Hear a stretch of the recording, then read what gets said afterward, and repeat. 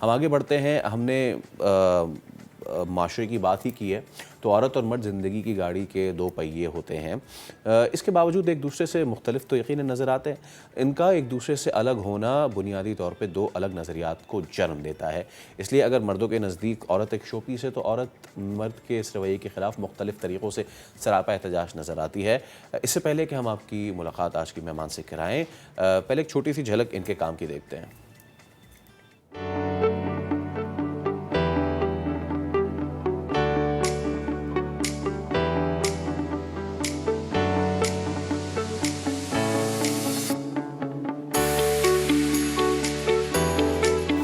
میری پینٹنگز میں جو عورت نظر آئے گی آپ کو وہ ویسی بالکل بھی نہیں ہے جیسا لوگ دکھاتے ہیں.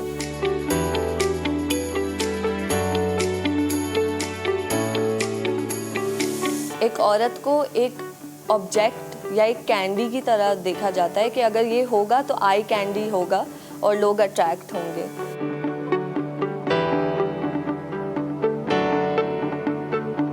آپ اس کی انڈیویجویلٹی ختم کر رہے ہو، آپ اس کی آئیڈینٹی ختم کر رہے ہو اور آپ اس کو کچھ اور دکھا رہے ہو جو وہ ہے ہی نہیں. کیونکہ وہ دیکھنے میں خوبصورت ہے، آپ اس کو کسی طریقے کے کپڑے پہنا دو اور وہ ایڈ سب دیکھیں گے.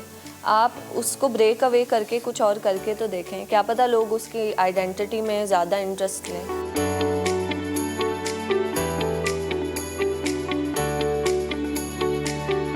پینٹنگز کے ذریعے معاشرے کی سوچ بدلنے کا کام یقیناً آسان نہیں ہے، مگر جو لوگ بھی یہ کام کر رہے ہیں وہ یقیناً قابل تعریف ہیں. کیمرامین محسن علی کے ساتھ ریحان احمد، سما، کراچی. تو امینا ہمارے ساتھ ہی موجود ہیں. السلام علیکم امینا. وعلیکم کیسی ہیں السلام. آپ؟ خیریت سے ہیں؟ Absolutely fine shine. Okay, so سب سے پہلے تو مجھے بتائیں کہ جو آپ کا آرٹ فارم ہے what is it called؟ So I work with abstract. ٹھیک ہے. اور mixture of pop art بھی ہو سکتا ہے. Right. I just graduated from Indus Valley last year 2021 اور تب سے میں ابھی تک پینٹ کر رہی ہوں اینڈ سب نے دیکھا ہوگا کہ میں کیا پینٹ کرتی ہوں. رائٹ آن. اچھا یہ بتاؤ میں نا کہ جو آپ نے ٹاپک سلیکٹ کیا ہے از اٹ جسٹ کہ کیا رینڈم کیا ہے یا پھر something happened and something triggered you to do that? I think as an artist جب آپ کسی چیز کے اوپر کام کر رہے ہو تو کوئی نہ کوئی ایکسپیرئنس ہوتا ہے جس کے بارے میں آپ بات کر رہے ہوتے ہو. میرے لیے when it triggered me was when I was in school. اور میں دیکھتی تھی کہ کس طریقے سے مرد کو اتنا زیادہ جھیلنا نہیں پڑتی وہ چیز جو عورت کو جھیلنی پڑتی ہے ان ٹرمز آف کہ آپ کیسے لگ رہے ہو. رائٹ. تو in school as well when you are growing up تو لوگ کس طریقے سے آپ کو جج کرتے ہیں in terms of how you look. وہاں سے مجھے فیل ہوا that you know as a woman مجھے کافی سوچنا پڑتا ہے کہ میں اسکول جا رہی ہوں لیکن میں ایک سرٹن طریقے سے جا رہی ہوں. رائٹ. میں ایک طریقے سے تیار ہو کے جا رہی ہوں تاکہ مجھے ایکسیپٹ کیا جائے کہ okay I look good enough to go to school. Right. Secondly میرا جو خاندان ہے everybody is working as an artist and I also noticed کہ جب وہ پینٹنگس کریٹ کرتے ہیں اور اس میں ایک فیمیل باڈی ہوتی ہے تو وہ کس طریقے سے بنی ہوتی ہے جس کو آپ شاید فلالیس فیمیل باڈی بولو. رائٹ. جو ایک بیوٹی اسٹینڈرڈ ہے، آپ ایڈز بھی دیکھتے ہو تو اس میں بھی وہی باڈی ہوتی ہے بالکل فلالیس. آپ کی باڈی ٹائپ ایک طریقے کی ہے، آپ کا کلر ایک طریقے کا ہے، آپ کے بال اتنے لمبے ہونے چاہیے. تو اس چیز کو بریک کرنے کے لیے تاکہ جو ویسا نہیں ہے وہ بھی اچھا فیل کرے میں اس لیے کام بناتی ہوں. اوکے.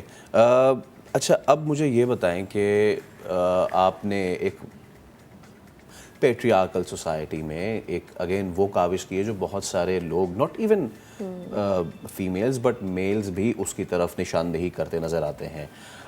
ڈو یو تھنک کہ انف کام ہو رہا ہے؟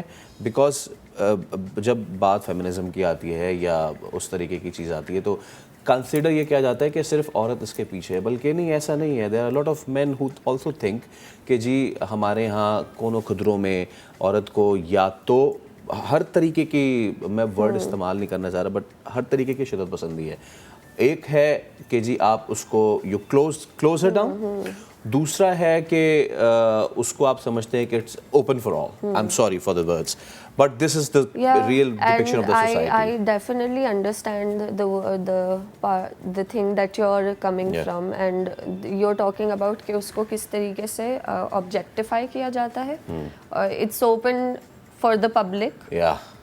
मेरा ज़्यादातर काम कैंडी से इंस्पायर्ड होता है, जो कि एक बहुत ही हार्श क्रिटिक है सोसाइटी के ऊपर कि एक फ़ीमेल फॉर्म है पेंटिंग में जो कि फ़ीमेल फॉर्म नहीं लग रही, वो कैंडी लग रही है, जिसका मतलब यही है कि शायद आप उसको एक कैंडी की तरह या एक खाने की चीज़ की तरह देखते हो.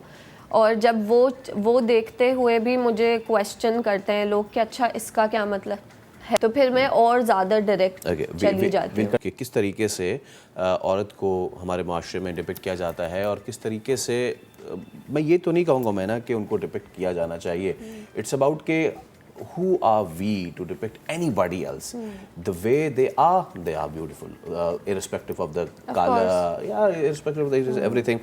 अब मुझे ये बताएं कि जो आपका फॉर्म है, डू यू थिंक सिर्फ उस फॉर्म की अगर बात करें तो उस पर इनफ काम हो रहा है इस चीज़ को लेके, या फिर आपको लगता है कि यार नो भाई और होने की ज़रूरत है? आई थिंक इस मुद्दे के ऊपर काम करना मैंने शुरू ही इसलिए किया था क्योंकि मुझे ऐसा फील हुआ कि इसके ऊपर काम नहीं हो रहा है. जब मैं अपने थीसिस के ऊपर काम कर रही थी तो मैं बहुत सारी औरतों को देख रही थी और वही मेरी इंस्पिरेशन थी. अगर कोई पतला है, कोई बहुत ज़्यादा मोटा है, कोई थोड़ा डार्क है या लाइट स्किन कलर है, मैं उन सब औरतों को लेके उन सब को क्रिएट कर रही थी. और उस वक्त मुझे याद है मेरे पास मैंने एक पीस बनाया था जिसमें एक मोटी सी औरत थी. मोटा वर्ड कोई बुरा वर्ड नहीं है जो हमें सुनने को मिलता है कि बहुत ज़्यादा मोटी हो गई हो या बहुत पतली हो गई हो. तो वो देखकर एक मेरी दोस्त जो कि मेरी शायद जूनियर थी, वो उठकर मेरे पास आई और उससे मुझे बोला थैंक यू सो मच कि तुमने ये पेंटिंग बनाई, क्योंकि मैं बहुत सालों से पेंटिंग्स देखती हुई आ रही हूँ और मैंने कभी ऐसी पेंटिंग नहीं देखी जहाँ पे फीमेल को ऑब्जेक्टिफाइड करके ना बनाया हुआ हो और उसको उसकी असली फॉर्म में बनाया हुआ हो, जैसे वो मोटी भी हो सकती है. क्यों नहीं? और एक पतली बनाई मैंने, बहुत ज़्यादा स्किनी, और एक स्किनी लड़की मेरे पास आई और उसने बोला यार ये बहुत अच्छा किया है तुमने कि हमारे जैसा भी कोई तुम बना रही हो.